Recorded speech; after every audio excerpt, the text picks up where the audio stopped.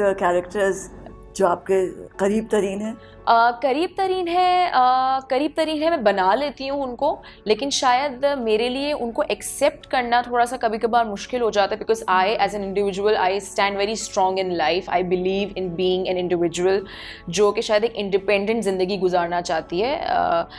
कुछ हमें ऐसे कैरेक्टर्स मिल जाते हैं जिनमें एक लड़की को हमेशा बहुत दबाया जाता है, रुलाया जाता है, तो कभी कभार उसको एक्सेप्ट करना मेरे लिए ज़रा सा मुश्किल हो जाता है.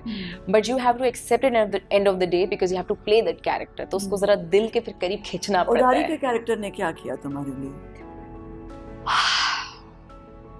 उडारी का character was very tough.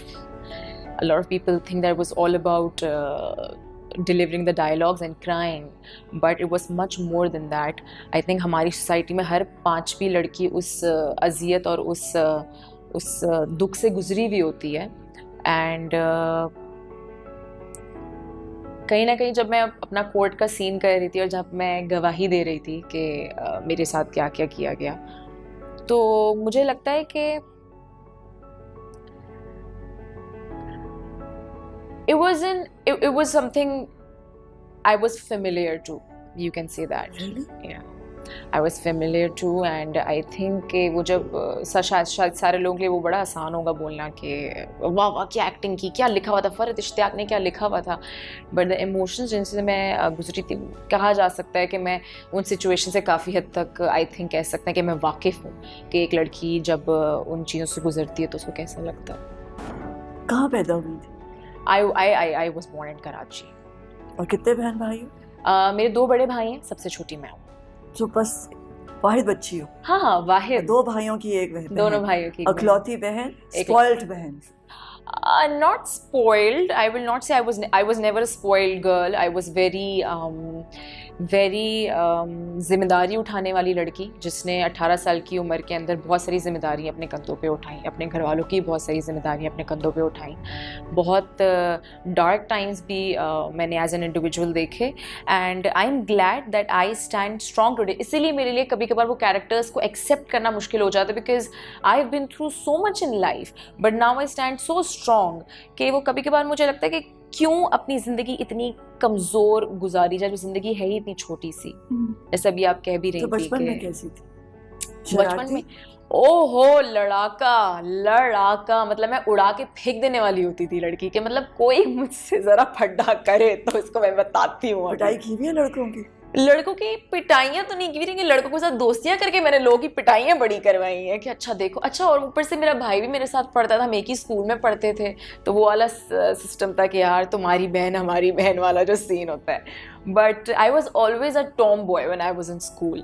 I made sure कि मेरे साथ कोई मेस ना करे. I made sure. तो गुड़ियाओं से नहीं खेला? मुझे गुड़ियाँ कभी पसंद ही नहीं आई हैं जो लड़कियों को पसंद आती हैं कि जो गुड़िया और kitchen. I was never that person. I was always that person. चूड़ियाँ भी नहीं जमा की? Not at all. मेहंदी नहीं लगाई? Not at all. तो फिर साइकिलिंग की, खो खो खेला, बहुत सारे घुटनों पे जख्म खाए मैंने. अच्छा. क्योंकि मुझे बाहर क्रिकेट खेला? क्रिकेट तो इतना नहीं खेला, बट वैसे as an individual I was a lot into games and road पे जाना. अच्छा आओ चलो तुम्हारे साथ खेल. और मेरी टीम में ज़्यादा लड़के होते थे, और जब लड़कों की टीम बनती लड़के कहते थे हमें हिना की टीम में जाना है.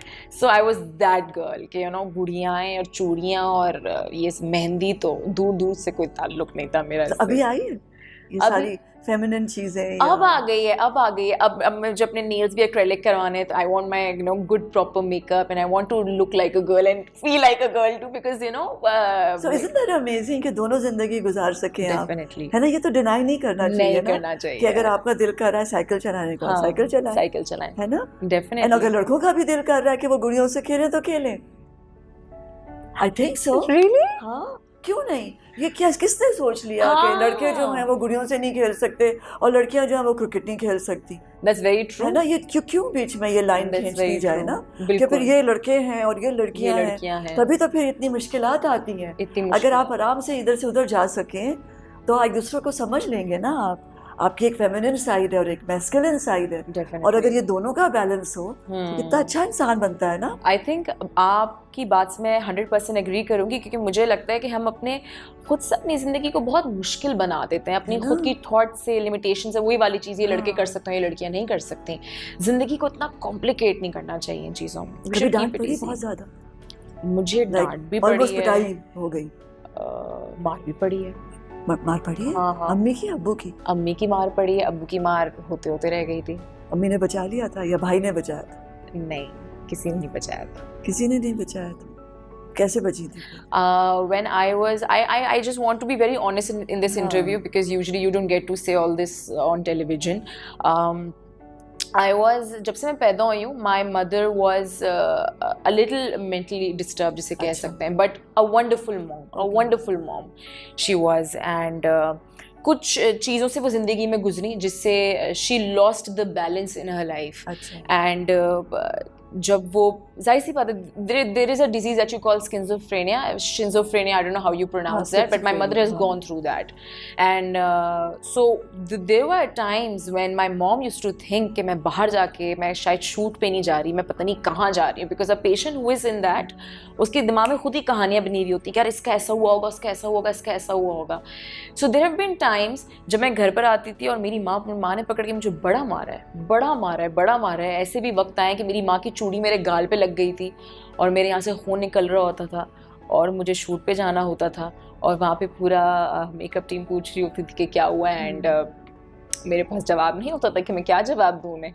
बट आई थिंक कि वो एक बड़ा मुश्किल वक्त था कि आपके पास कोई जवाब नहीं होता देने के लिए और आपको झूठ कहना पड़ता है कि यार इस तरीके से लग गया, उस तरीके से लग गया, जब कहते हैं आधी दुनिया को पता होता है कि कैसे लगी है गाल पे. But those were dark times. Those were really dark times. So how did you handle them?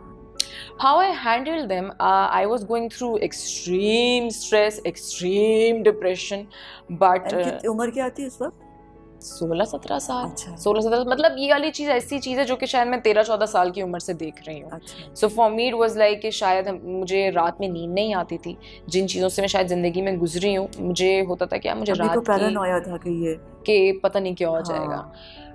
रात में मुझे नींद नहीं आती थी. मैं सोचती थी कि यार कोई वक्त तो होगा ना जैसे मुझे एक सुकून की 2 से 3 घंटे की नींद आ जाएगी. उन चीज़ों से मैं गुजरी थी ज़िंदगी में. मुझे ऐसा लगता था कि बस अभी कोई आ जाएगा कमरे में दोबारा से, अभी कुछ हो जाएगा. कितनी दफ़ा ऐसा होता था मैम के रात में 4 या 5 बजे मेरी डर से आँख खुलती थी और वो कंटिन्यूसली ऐसे ही रहता था कि मेरी डर से आँख खुल जाती थी, मेरी खौफ से आँख खुल जाती थी.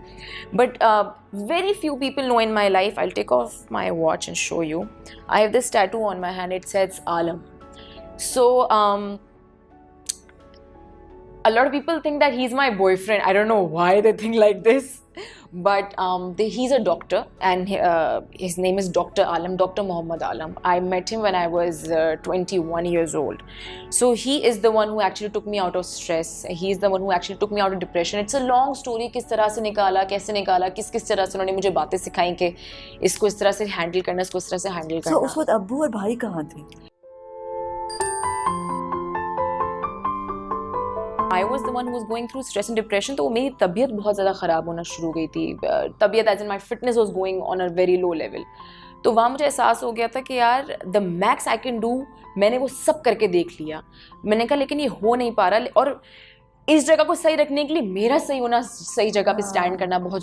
उस वक्त अब्बू और भाई जिस तकलीफ से गुजर रहे थे जी, तो वो सपोर्ट सिस्टम नहीं बना आपका?